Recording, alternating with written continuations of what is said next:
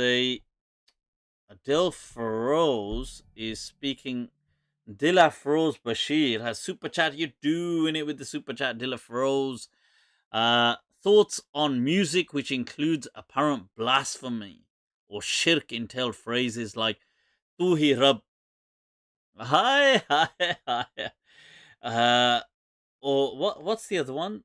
Tujh mein Rab dikhta hai. That I see the Lord in you. The Shah Rukh Khan song, that famous one, or compliments to the Lord, Beep Rock song Rabbave.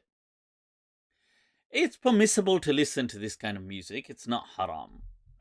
There's you see, you have to understand that when people say, like the song, what's the lyric, man? That Tujh mein Rab dikhta hai, that I see the Lord in you.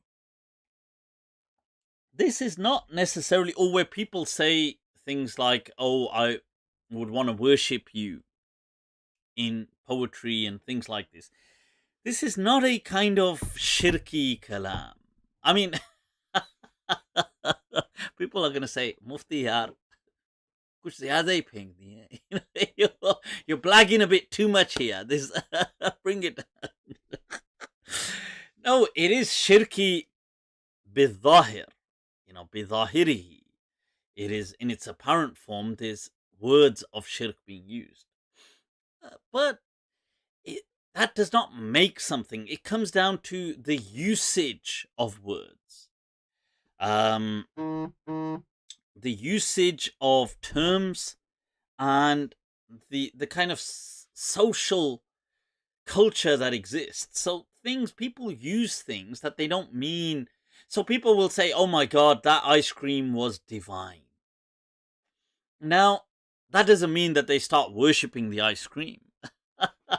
But in our culture, there's the people use things. There's a culture, there's a usage, and in Urdu as well, there's this huge usage of the beloved being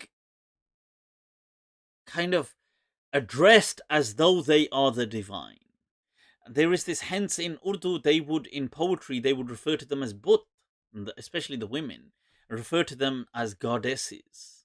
Vah, vah, vah. And this is why the old classics of poetry, the dons of like Mir, and even though Ghalib uses it, but not as much, but Mir and Dagh and Soda, and you're going to get all of those the classic, even Allama Iqbal will use it to some extent, but they will use this term but or butan to Momin Khan, Momin, and these people to refer to beautiful women as goddesses. But it wasn't really like statues of divinity. But everybody, it doesn't mean that they're worshipping them, and they knew that, and everybody knew that. And so it doesn't make it haram then, because language it's a social construct, you see. Words are how they are understood by people. So similarly, the term sanam in Urdu, which refers to like dear or darling, comes from the Arabic word sanam, idol, which is worshipped. Asnam, like in the Quran, sanam and asnam, the word in the Quran is that word sanam, which is in Urdu means, like somebody dear and beloved to you, like a darling. So this, it doesn't make it shirk that, oh my God, that's kufr, that's kufr. So when people say, oh, look, I see the Lord in you, as in I see his manifestation of the beauty that he has created in this world. Waha! Kafro! Look at the iman at what the person is saying. He's doing tadabbur fi khalqillah. He's like contemplating regarding the creation of God. He's doing wah, wah, wah, wah. If this is the creation, what must the creator be like? Wah, wah, wah.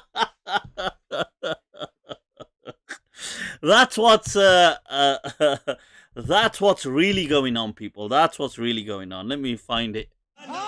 Wah, wah, wah. Wah, wah, wah, wah, wah, wah, wah, wah, wah, wah, wah. That's what's going on, people. So it's not shirk. Many of the ulama might say it is, but that's just these control freaks who want to forbid everything. You know, if it's up to them, everything. But if you look at the hadith, the Prophet says, a person in ecstasy, in an ecstatic state, says to Allah, "You are my slave and I am your Lord." You know, لشدة فرحه, or لفرط الفرح. He says this out of this ecstatic joy. That, but it doesn't make the person having committed a sin or anything. It's just that people say these kind of things. Cool. All right, let's move